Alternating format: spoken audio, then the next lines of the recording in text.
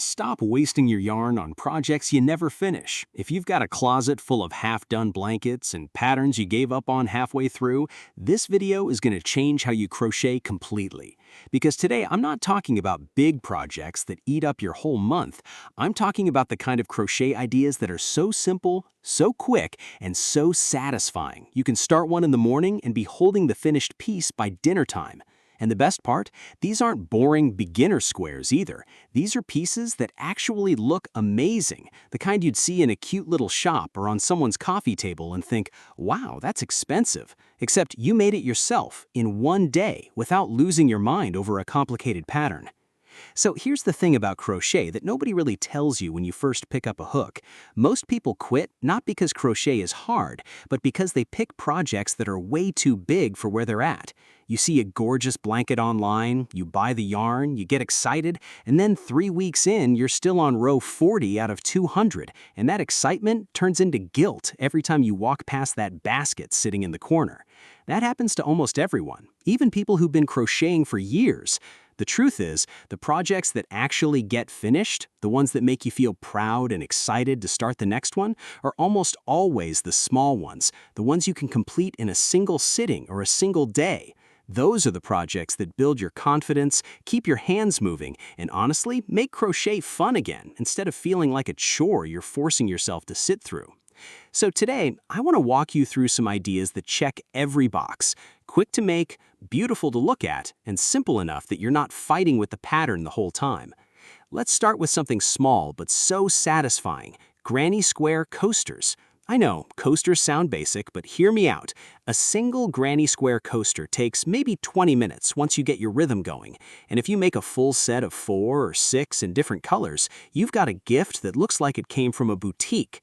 Mix in a few different stitch textures, maybe a puff stitch border on one, a simple single crochet edge on another, and suddenly a coaster set turns into something people actually want to keep on display instead of hiding in a drawer. Next, let's talk about something a little more exciting, a mini crochet bag. Not a full-size tote that takes forever, I mean the small ones, the kind you sling over your shoulder to hold your phone, your cards, and maybe some lip balm. These little bags work up fast because they're small, but they still give you that satisfying feeling of making something real, something with a shape and a purpose. Use a chunky yarn with a bigger hook, and you'll be shocked how fast the rows fly by. Add a simple braided strap or even repurpose an old chain strap from a bag you don't use anymore, and you've got an accessory that looks like it came straight from a small batch designer, not something you whipped up on your couch during a lazy afternoon. Now here's one that surprises people every time, crochet scrunchies. These are probably one of the fastest projects you can make. We're talking under 15 minutes each once you know the basic method. You just wrap your elastic, single crochet around it, and you're done. But don't let the simplicity fool you. Scrunchies made with fun, textured yarn, the fluffy kind or the ones with little flecks of color running through them, look incredibly stylish. Make a handful in different colors, and you've basically created a whole matching set for yourself or for gifting, all in the time it takes to watch a couple episodes of your favorite show. Let's move into something a bit more decorative, a crochet plant hanger. If you've got any plants at home, or even a friend who does, this one is a total win. A basic macrame-style plant hanger made with crochet chains and a few knots can be finished in an afternoon, and it instantly makes any plant look 10 times more put together. You don't need fancy stitches here, mostly long chains and simple knotting patterns, but the finished look is so charming that people will assume you spent way more time on it than you actually did. Another idea that's blowing up right now is the crochet phone case. People are obsessed with these because they're personal, useful, and honestly kind of a flex when you pull your phone out in public and someone asks where you got it. A basic phone case pattern is small enough to finish in just a couple hours, and you can customize it with cute little details. A flower applique, a contrasting color band, even tiny beads worked into the stitches if you want to get fancy. It's functional, it's cute, and it's something you'll actually use every single day, which makes it way more rewarding than a project that just sits on a shelf collecting dust. And if you want something with a bit more charm, try a small amigurumi keychain.